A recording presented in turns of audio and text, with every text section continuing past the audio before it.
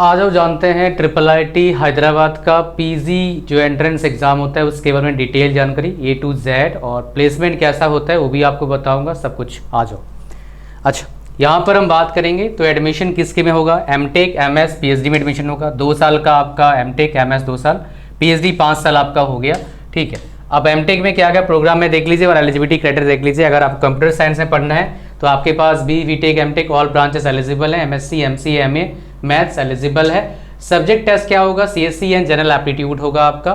फिर computer science and information security, ये eligible all branches CSC, उसके बाद आपका general aptitude. Computer aided structural engineering, ये सिविल वालों का है। सो बीटेक भी civil engineering, civil and general aptitude कहानी होगा आपका। ठीक है, इसका product design and management, bachelor degree engineering equivalent होना चाहिए। तो ये कोई भी मतलब बीटेक वाला एलिजिबल हो जाता है। यहाँ पर कंप्यूटर एप्लीकेशन भी एलिजिबल हो जाता है, 2 साल वाला। एमटेक कोई किसी ने किया है, मतलब एमसीए किसी ने किया है एलिजिबल हो जाता है। मास्टर ऑफ साइंस भी कर रखा है, मास्टर इन साइंस में या फिर कंप्यूटर एप्लीकेशन में एलिजिबल हो जाता है। सीएससी एंड जनरल एप्टीट्यूड का इसमें यहाँ पर रहेगा। एमएस के लिए आप देखो कंप्यूटर साइंस इंजीनियरिंग का क्या है, CSC and GA. Electronics and communication engineering के ईसीई एंड जीए, सिविल का सिविल एंड जीए, और बायो इन्फॉर्मेटिक्स का जो नया है जीए। उसके बाद पीएचडी में क्या हो जाएगा, खाली जनरल एप्टीट्यूड होगा। लास्ट में होम साइंस में क्या होता है कोई इसमें बताया नहीं, शायद कुछ करेंगे, पता नहीं इसके बारे में। जीए मतलब जनरल एप्टीट्यूड है। एग्जामिनेशन कब होगा आपका, 19 अप्रैल को होगा, 2 बजे से 5 बजे तक। Admission for MTech program is solely based on written exam which involves general aptitude and subject test. Okay. अब देखो यहाँ पर कौन कौन से सेंटर्स में होंगे एंड सिलेबस के डिटेल्स देखेंगे। तो सेंटर्स देखते हैं कौन कौन सेंटर्स उन्होंने डाला है, देख लेते हैं, पूरा डिटेल जानकारी देंगे आपको। वीडियो को लाइक कर देना, ऐसे ही अमेजिंग कंटेंट के लिए चैनल को सब्सक्राइब करना।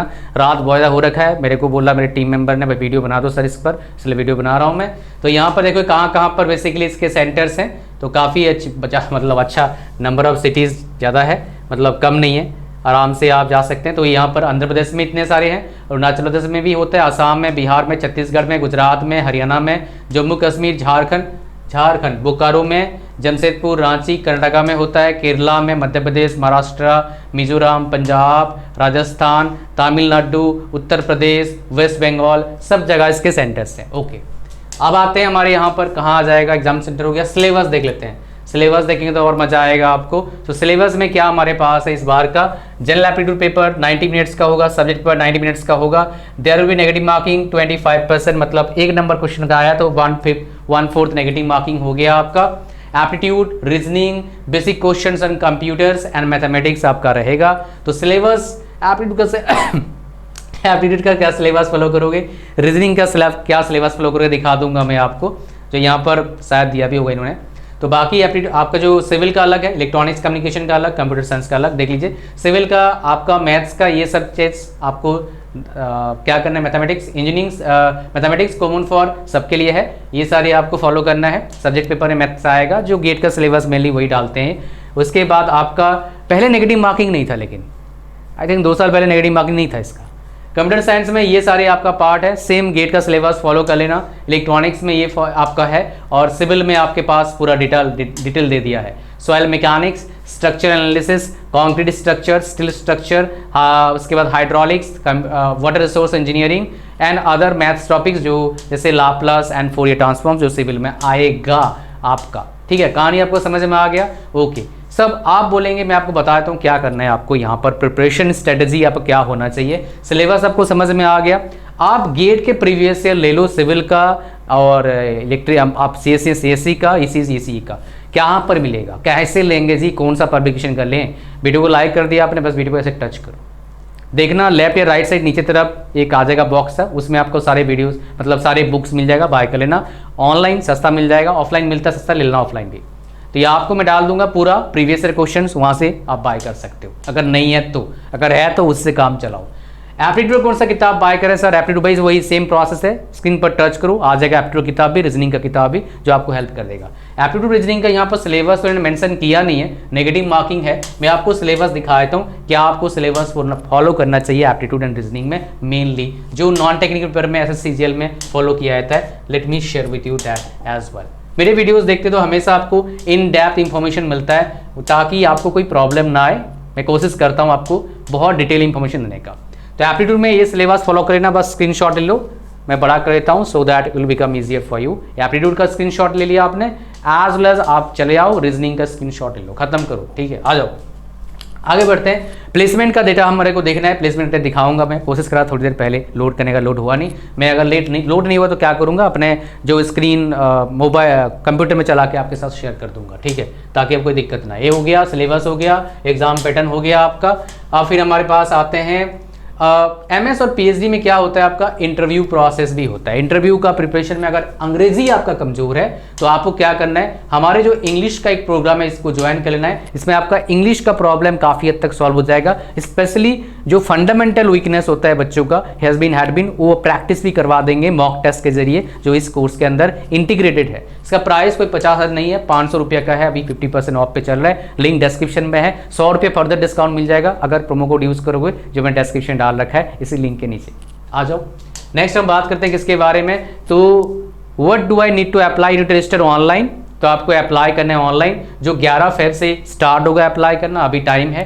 3,000 रुपया आपका फीस लगेगा। अप्लाई यहाँ पर आएगा, अप्लाई करने के लिए यहाँ पर आ जाएगा। डिटेल प्रोसेस डालते हैं एमटेक का और एमएस का भी जानेंगे डिटेल। तो यहाँ पर जो ट्यूशन फीस है, आप बोलेंगे सर यहाँ पर स्टाइपेंड मेरे को मिलता है क्या, गेट क्वालिफाइड हो उसका मिलेगा, इस एंट्रेंस से नहीं मिलता है स्टाइपेंड। फाइनेंस का बेसिकली ये फाइनेंस का क्या है ना, आपको अवेलेबल करवा देंगे एसबीआई बैंक से, जो मैंने पढ़ा था। तो ट्यूशन फीस आपका लगेगा 25-26 का 4.5 लाख रुपया। हॉस्टल मेस चार्ज एक्स्ट्रा 40,000 पर सेमेस्टर, ठीक है। नाउ कैंडिडेट्स तो क्या करना पड़ेगा, सीट ब्लॉक करने का 10,000 देना पड़ेगा, फिर ये पैसे देना पड़ेगा, फिर ये सब है। फाइनेंशियल असिस्टेंस आपको दिखा देता हूँ ताकि प्रॉब्लम ना आए, आप समझ जाएंगे। ये कोई भी बच्चा है अगर आप फाइनेंशियली वीक हैं तो आपको डायरेक्टली फाइनेंस मिल जाएगा यहाँ पर एसबीआई आपका स्कॉलर स्टूडेंट का, और इसमें कोई सिक्योरिटी देने का जरूरत नहीं पड़ेगा जो मैंने देखा था। बाकी आप खुद डिटेल पढ़ सकते हो। कितने तक का आपको मिल सकता है, up to 40 lakhs without the need for any security. तो ये आपके पास एक अच्छा ऑप्शन है। मतलब कुछ और चीज़ों के बारे में बात करेंगे तो एप्लीकेशन पोर्टल क्लोज हो जाएगा 26 मार्च को, एंट्रेंस एग्जाम होगा आपका 19 अप्रैल को। तो टाइम आपके पास थोड़ा सा है। अब चलते हैं यहाँ पर जो हमारे पास है एमएस और पीएचडी का। तो यहाँ पर देखेंगे कहानी है आपका। तो PhD applicants with high grade school will be shortlisted directly for interview. Shortlisted candidates will be informed before PG exam. Who are not shortlisted for direct interview still have to appear PGW. Okay.